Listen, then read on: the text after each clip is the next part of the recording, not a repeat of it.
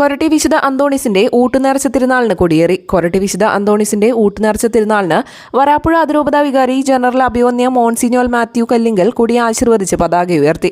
തിരുനാൾ general convener Lenin Rodrigues, joint കൺവീനർമാരായ Xavier Mulloth, Sebastian Paramel, food convener Edward Konoth, കൈക്കാരന്മാർ ഡോണേറ്റ്സ് Perapparambil, Jolly Pulickal, കേന്ദ്രസമിതി leader Terry Cabral, Titus Kochikkaran, secretary Marita Sebastian, volunteer convener Devassy Karakkal, media convener Sony Pandippilly, Koratty ഗ്രാമപഞ്ചായത്ത് president P C Biju, വികസന standing committee chairman advocate K R Sumesh, ward member Reymol Jose എന്നിവർ സന്നിഹിതരായിരുന്നു.